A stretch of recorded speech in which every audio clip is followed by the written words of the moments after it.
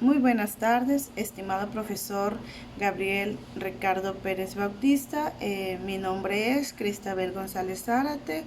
Estoy cursando el segundo semestre de la carrera de Pedagogía de la Universidad Alfa y Omega, extensión Gil Pérez. El tema del que les voy a tratar de explicar se llama el nacimiento de la pedagogía. Dentro de esto surgió una gran polémica derivada de las opiniones que circulaban acerca del positivismo como esencia de la educación. Bueno, dentro de esto se creía que se tenía que enseñar las cosas directamente y lo hacían llamar como lecciones de cosas. Entonces, pues donde circulaba todas estas cuestiones, surgió el concepto sobre lo que es la enseñanza objetiva. Esta es una versión mexicana de la pedagogía del realismo, o sea, de las cosas, que las cosas deben demostrarse, deben de enseñarse antes que las palabras. Entonces, de ahí era que surgían estos conceptos. En Barreda, en 1870, nos menciona o nos resalta algo muy importante sobre lo que fue la educación, que dice de tal manera: nada es comparable al estudio de las ciencias positivas para grabar en el ánimo de los educando de una manera indeleble los verdaderos métodos de ayuda de los cuales la inteligencia humana ha logrado elevarse al conocimiento de la verdad. ¿Qué quiere decir esto? Que los educadores tomaron esto como una materia, que juntaban pues varios grupos de materias y como tal no lo hicieron como un método aplicable a una sola asignatura, sino a todas las asignaturas. Entonces, derivado de esto, se consideraba que tal enseñanza comprendía ciencias naturales. ¿Qué hicieron cuando se daban estos tipos de materias? Dice que buscaron profesionistas en el área médica, o sea, doctores. ¿Para qué? Para que pudieran dar clases en los niveles primarios y poder enseñar a los alumnos este tipo de materias de una manera más aplicable. ¿Cuáles fueron los errores verdaderamente graves acerca de este concepto sobre este desarrollo de la pedagogía? Se llegó a confundir el concepto de enseñanza objetiva, o sea, por objetos, y se llegó a confundir con una enseñanza integral. Dentro de estos conceptos, dentro de estos pedagogos, resaltó Ignacio Ramírez, lo cual nos menciona que el maestro común no podía, dice, comunicarse, no podía enseñarse, no podía ocuparse de enseñar a los alumnos, primero por su preparación y por su sueldo. Si era dependiendo de la materia, se tenía que buscar un maestro que estuviera acorde a la educación o al avance de la materia. No podíamos meter en ciencias naturales a un maestro, a una persona preparada en matemática, porque entonces para ello eso no se podía llevar un conocimiento claro y preciso. Bueno, dentro de la polémica en torno a lo que fue la enseñanza por objetiva, pues surgió, se fue llevando en México y esto pues generó, siempre se había tratado de enseñar por algo muy simple, un concepto, tanto que se hacía junto con otras actividades, o sea, llegó a poderse mezclar, querían hacer la enseñanza por objetivo, confundirla o mezclarla con más actividades. Entonces eso fue lo que en su momento pues no se dio el alcance pedagógico que se había planteado desde el inicio. En aquel entonces, revisando la literatura, los alumnos se dirigían a los profesores como maestro, que eran las personas que estaban a cargo de lo que era su educación. También nos menciona un concepto muy importante sobre la enseñanza. Dice que es algo diferente que solo entretener a los niños.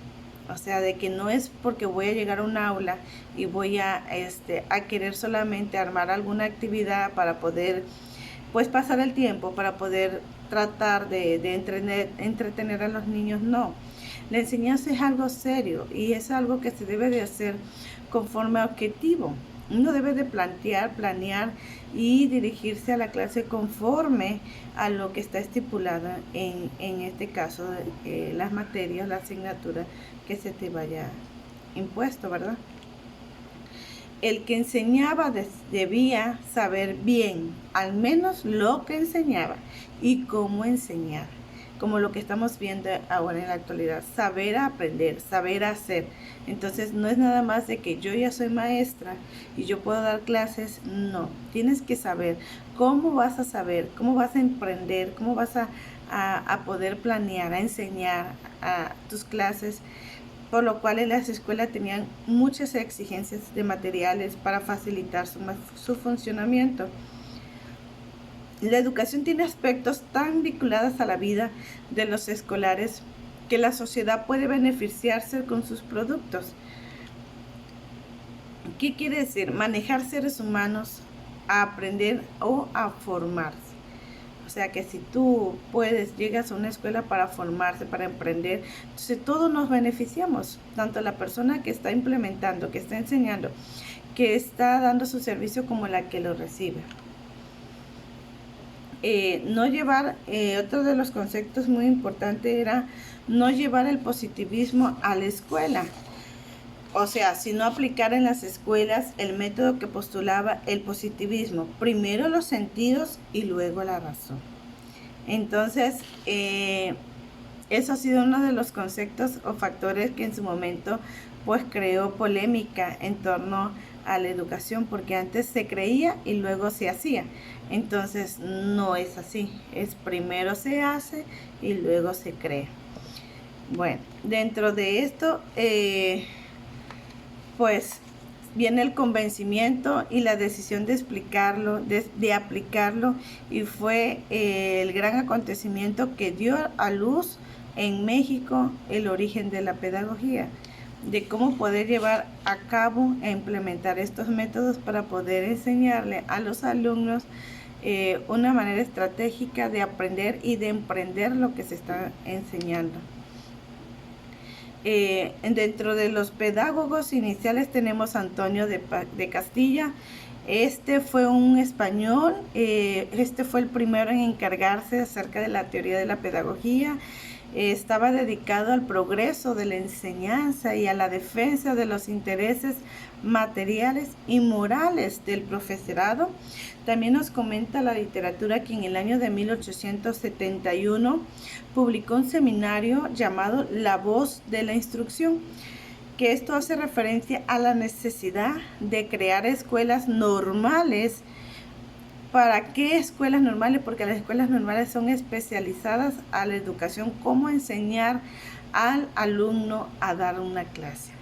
Y también su factor importante fue apoyo a la educación femenina. Fue uno de los aspectos importantes de este pedagogo.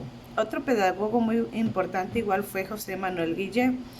Este fue un pedagogo súper sobresaliente en su época. Dentro de ello estipuló la enseñanza elemental, que fue en el año de 1877. ¿Qué es lo que factores importantes de este pedagogo? Era comprometer todas las funciones del niño en el aprendizaje de los primeros conocimientos. Otro factor importante fue la labor que hizo Guillén, fueron los productos de asimilación de los grandes pensadores, tanto en Europa, de la época de Pedro de Alcántara, Gabriel Comparé y Herbert Spencer. También fue el fundador del Jardín de Niños Kindergarten. Otro pedagogo importante fue Vicente Hugo Alcaraz. Este hizo una obra de estudios extranjeras para tomar de ellas la esencia aplicable en México. Dentro de otros pensadores tengo a Manuel Flores, primer pedagogo mexicano, tiene nociones de lógica, esencialmente inductivista, punto de vista de la educación inspirada en el positivismo de Comparé y en el evolucionismo de Spencer. Dentro de estos, en 1884 lanzó un libro llamado Elementos de la Pedagogía. Primero era dar una visión general de la formación humana, que se dividía en tres partes fundamentales. La primera era la educación física, la educación intelectual y la educación moral. Bueno, como último punto era sobre el Congreso Higiénico Pedagógico que se generó en 1882. ¿Qué era lo que se dedicaba a Era la enseñanza objetiva, que eran lecciones de las cosas. Era otro factor importante, era la labor de los médicos en las escuelas, como mencionaba anteriormente.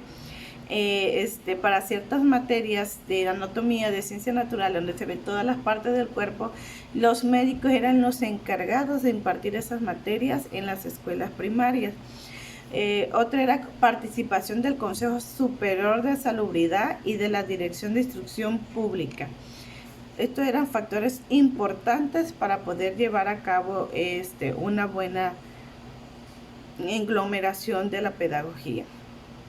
Este congreso tenía 6 comisiones súper importantes que cabe la pena resaltar. La primera era condiciones higiénicas e indispensables en todas las escuelas. Era tener un mobiliario escolar. 3 condiciones que deben de tener los libros y útiles escolares. Todos tenían que tener ese beneficio. 4, un método de enseñanza sin comprometer su salud. O sea que aparte de todo lo que se tiene que englobar, cuidar la salud mental del estudiante, ¿no? De una manera buscar estrategias de enseñarles sin generarle algún conflicto emocional. Otro punto muy importante, que es el 5, es la distribución diaria del trabajo escolar según las edades. Y el último punto era precaución que se deben tomar en las escuelas, o sea, tener los señalamientos necesarios para poder tener una educación integral completa. Bueno, pues hasta aquí es mi explicación. Agradezco su comprensión, su escucha. Estoy a la orden para cualquier duda y aclaración. Gracias.